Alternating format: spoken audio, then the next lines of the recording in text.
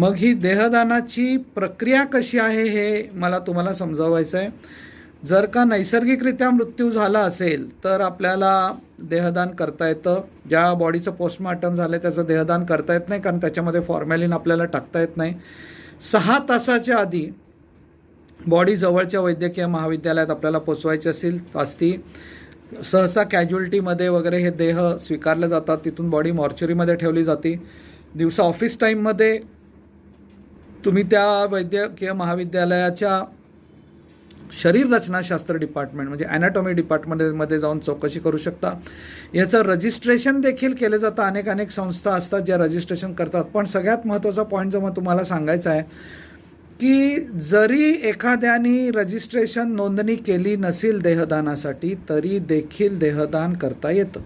सगळे नातेवाईक तयार पाहिजेत त्याच्यासाठी. जे जवळचे नातेवाईक आहेत ते सगळे जर का तयार असतील तर देहदान नोंदणी न करता देखील होऊ शकतं. 6 तासाच्या आधी शरीर तिथं पोचलं पाहिजे.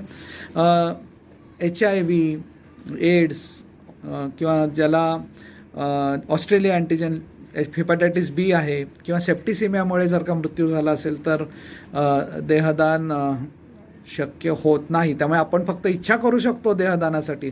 पण एखाद्याचा मृत्यू जर का ॲक्सिडेंटमध्ये झाला तर पोस्टमॉर्टम कंपल्सरी असतं. संशयितरित्या मृत्यू झाला तर पोस्टमॉर्टम कंपल्सरी होते. आणि एकदा पोस्टमॉर्टम झालं की आपल्या शरीरातलं कापलं जातं आणि मग कापल्यानंतर रक्तवाहिन्या तोडल्या जातात. आणि रक्तवाहिन्या तुटल्या की मग ते 5 लिटर फॉर्मॅलिन आतमध्ये टाकलं जातं. ते सगळीकडे पोचत नाही आणि त्यामुळे अशा शरीरांना आणि असंही हा एक भाग झाला.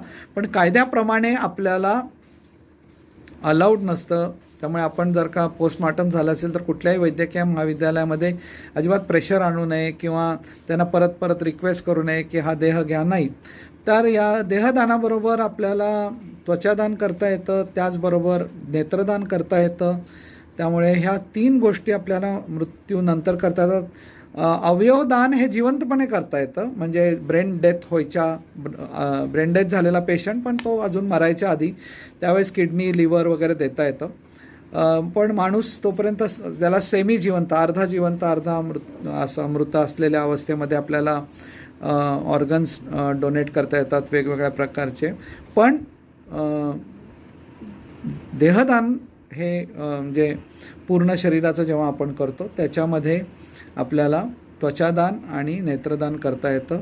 त्यामुळे ज्यांना शक्य आपण मरताना आपण दुसऱ्यांना दृष्टी देऊ शकतो.